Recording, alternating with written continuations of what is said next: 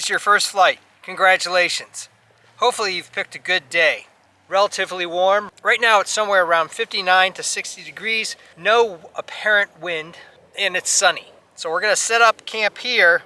I'll show you some of the details and then we'll get into the flight.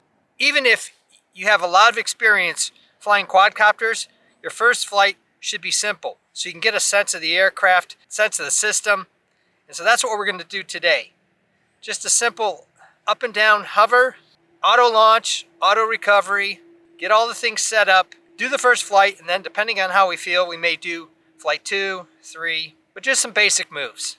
It could be the aerospace engineer in me, but I want to set up some sort of windsock or wind indicator, and all this is surveyor's fluorescent tape, and it just acts as a really nice lightweight windsock. I'm tying it onto my camera pole so that I can just get a general sense of the wind. Even though it doesn't feel like there's much out here, you can tell there is a bit.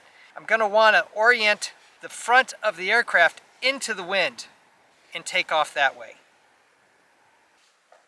I'm a really big fan of this strap because there are times when you want two hands to do something and you can just hang the strap over your neck like that. It's very comfortable. This thing weighs less than a pound and it really works well. One thing I don't like about this controller is these really puny thumb sticks. So that's why I've got the Frisbee. I actually kind of came up with this on my own. I've actually taken and used a red Sharpie permanent marker and marked the tops and the sides. So if I do drop them in the grass, I'll see them. Put it over the Frisbee and twist them on this way so you don't lose them. The other thing is take off this gimbal cover. I actually flew the first flight with the gimbal cover. That didn't work out very well. All sorts of warnings, so I took it off. And you want to make sure the gimbal is free of anything else. There's this little pad that was stuck in the gimbal. There was all sorts of failure messages on the controller. And the reason why is because this pad was slid in and you couldn't even see it or didn't even know it was there. Take that off, make sure there's no tape and the gimbal can fly freely. And then take off the little leash you got here that contains everything. Put that in your bag. Put it all in your bag. And then just unfold the bird carefully. Also a real big believer in this helipad. It costs about $15, but you know what? It's a lot better than landing in the grass. You land in the grass, whether it's wet or not, you might damage the blades. Here, it's not going to damage the blades at all. All this gear, put it off the side so that it's not going to be in the direction of the bird when I take it off and land. This is a wide open field. I do have some woods behind me, a parking lot, bright sun. It's pointed into the wind. I'm actually going to slide it over a little bit because when it came back, it goes a little forward. I want to make sure it lands on the pad. But just a wide open area, not a crowd. You don't want an audience, especially on your first couple flights. Now we'll do a little bit of up, down, side to side, just to get familiar with the bird, and then a little forward and back. You turn on the RC2 controller, then the bird, all green, all green. I've got a microphone in here that I'm trying out. We'll see how that goes. So we're trying all sorts of things here. That will hopefully record what I'm seeing on this controller.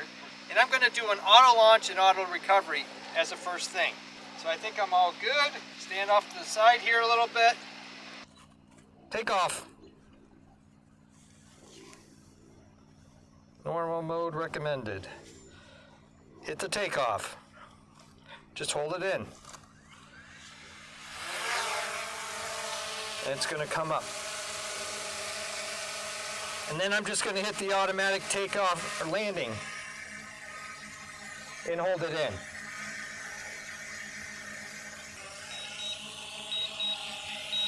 And it should land right on the pad.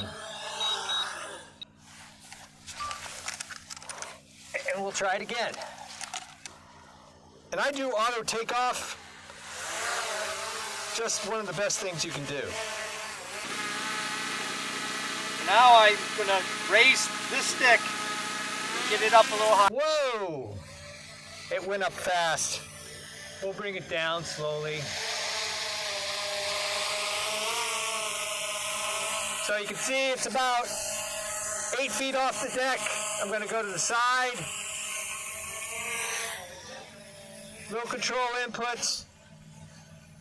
Back this way. Probably out of the camera view. It's fairly responsive. Bring it down a little bit. Take it forward.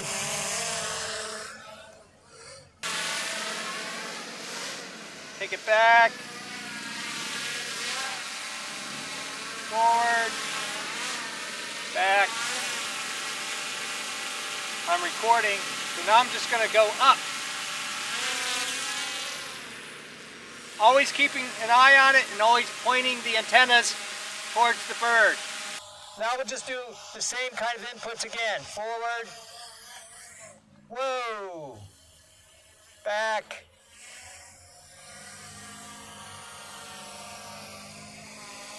Forward. Whoa! That thing is fast. Back. Now I'm just going to do an auto land and see how well it does.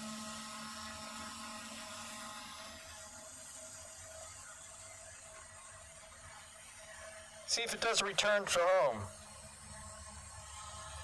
We'll get it down lower.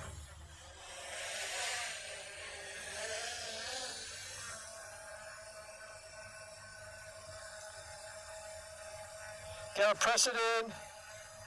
Make sure on it. Land. Hopefully it's gonna land. Return to home, which doesn't seem to be doing. So we're gonna abort and take off again. A little bit more forward and back.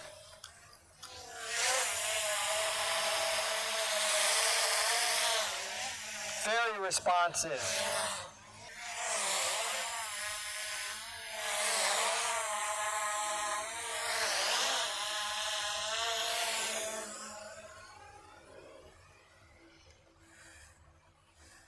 Now I'm going to rotate it a little bit so it's not so much into the light. It's going to go sideways.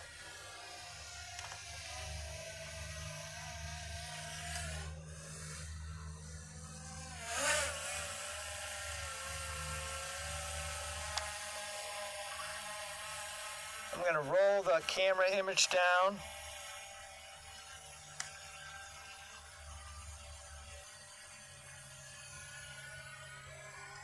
All right, we'll do it a little lower.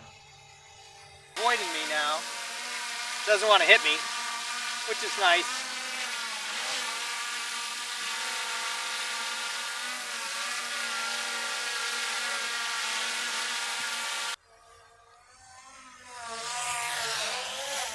All right. Gets a little ground rush. So very stable. Remember, you got to go with the orientation. So even though it's facing the camera now, you've got to go side to side if you want it to go side to side. Forward and aft is still the same. So we're going to back it up a little bit. Go side to side, maybe. There we go. Just get a general feel for the bird. Hopefully you can see me going in a frame, out of frame. So for your first flight, once you're pretty comfortable, bring it back, step out of the way, and just try to land it. I'm going to reorient it here. Go forward, do like a little box, and then come back and see if it will land itself.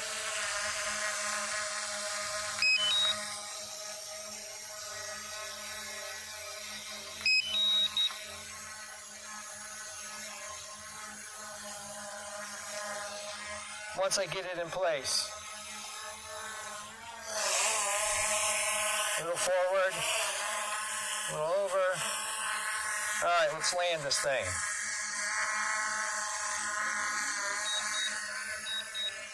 Now, hopefully it will land right on this square. A little bit of adjustment. Not bad. Really like it. So now, flight 2.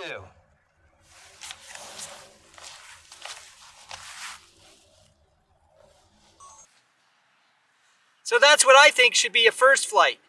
And then you could just add on to that. I'll show you a second flight, a third flight, a fourth flight, as you get comfortable with this bird.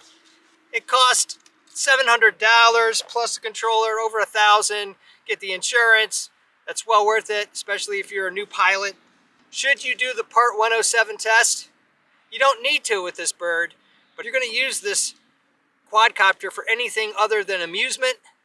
You're going to post it on YouTube.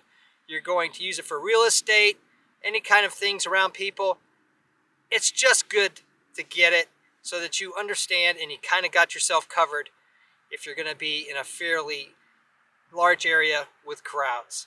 Back on the Frisbee, take off the little thumb sticks and put them back carefully in so I don't lose them.